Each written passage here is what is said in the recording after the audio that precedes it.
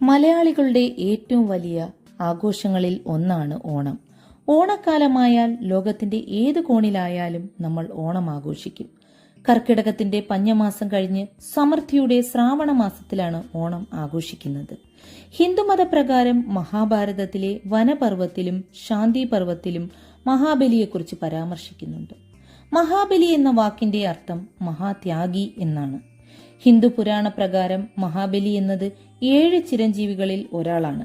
അദ്ദേഹത്തിന് മരണമില്ല. ഇദ്ദേഹം ജനഹിതനായ ജനങ്ങൾക്കു വേണ്ടി പ്രവർത്തിച്ച രാജാവായിരുന്നു.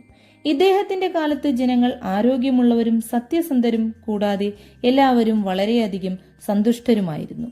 ഓണത്തെക്കുറിച്ച് നമ്മുടെ നാട്ടിൽ പ്രചാരത്തിലുള്ള ഒരുപാട് ഐതിഹ്യങ്ങളിൽ എന്റെ മുത്തശ്ശി മുത്തശ്ശന്മാരിൽ നിന്ന് ഞാൻ കേട്ടു വളർന്നതിതാണ്. അസുരഗുരുവായിട്ടുള്ള ശുക്രാചാര്യർ മഹാബലിയെ ദേവന്മാരുമായി യുദ്ധം ചെയ്യുന്നതിന് പ്രേരിപ്പിച്ചിരുന്നു. ആ യുദ്ധത്തിൽ മഹാബലി ദേവന്മാരെ പൂർണ്ണമായും പരാജയപ്പെടുത്തുന്നു.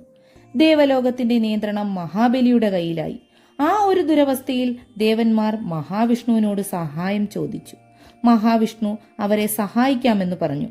ഈ സമയത്ത് മഹാബലി നാട്ടിൽ ഒരു യാഗം നടത്തുകയായിരുന്നു. മഹാവിഷ്ണു വാമനൻ എന്ന ബ്രാഹ്മണകുമാരന്റെ രൂപത്തിൽ 5ാമത്തെ അവതാരം എടുത്തുകൊണ്ട് അവിടേക്ക് ചെല്ലുന്നു. ദാനപ്രഭുവായ മഹാബലിയോട് ഭിക്ഷ യാചിക്കുന്നു. യാഗശാലയിലേക്ക് ഏതെങ്കിലും ബ്രാഹ്മണർ വന്ന് ഭിക്ഷ ചോദിച്ചാൽ അത് കൊടുക്കണമെന്നാണ് അന്നത്തെ സങ്കല്പം.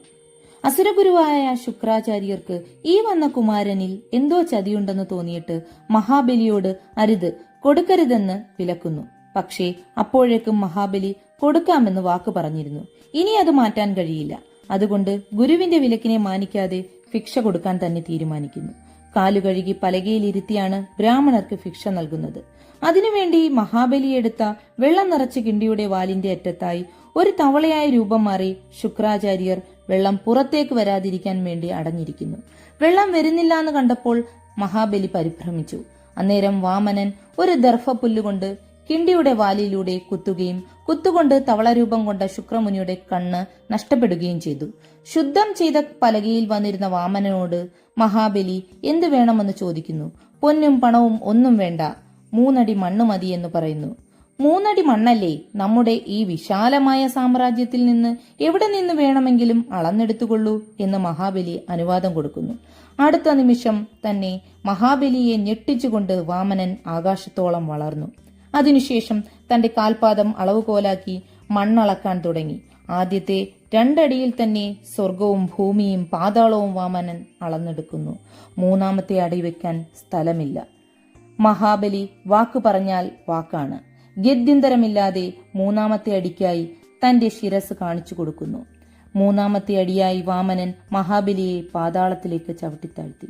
പാതാളത്തിലേക്ക് ചവിട്ടിത്താഴ്ത്തുന്നതിന് മുൻപ് വർഷത്തിലൊരിക്കൽ തന്റെ പ്രജകളെ കാണാൻ തിരിച്ചുവരാൻ വാമനൻ മഹാബലിയെ അനുവദിക്കുന്നു.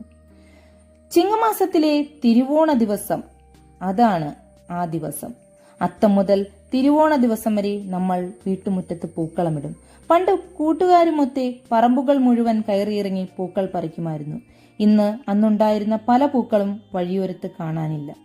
ഇതിൽ തുമ്പപ്പൂ മാവേലിക്ക് വലിയ ഇഷ്ടമാണെന്ന് പറയുന്നു. ഓണം എന്നും മലയാളികളുടെ കുട്ടിക്കാല ഓർമ്മകളുടെ ഭാഗമാണ്. ഓണക്കോടിയും ഊഞ്ഞാലും ഓണസദ്യയും ബന്ധുജനങ്ങളുമായുള്ള ഒത്തുകൂടലും എന്തു മനോഹരമാണ്. കാണം വിറ്റും ഓണം ഉണ്ണണം എന്നാണ് നമ്മൾ പറയാറുള്ളത്. ഈ ആഘോഷങ്ങളിലൂടെ മലയാളികൾ ഊട്ടിയുറപ്പിക്കുന്നത് നമ്മൾ ഒന്നാണ് എന്ന ബോധ്യമാണ്. മലയാളികളെ എല്ലാം ഒന്നിപ്പിച്ചു നിർത്തുന്ന ഓണം എന്ന ആഘോഷം, അത് മുന്നോട്ട് വയ്ക്കുന്ന സാഹോദര്യ സങ്കല്പം പരമാവധി ഊർജം പകർന്നുകൊണ്ട് ഇനിയും എത്രയോ തലമുറകൾ കൈമാറി മുന്നോട്ട് കൊണ്ടുപോകാൻ നമുക്ക് സാധിക്കട്ടെ. എല്ലാവർക്കും ഹൃദയം നിറഞ്ഞ ഓണാശംസകൾ.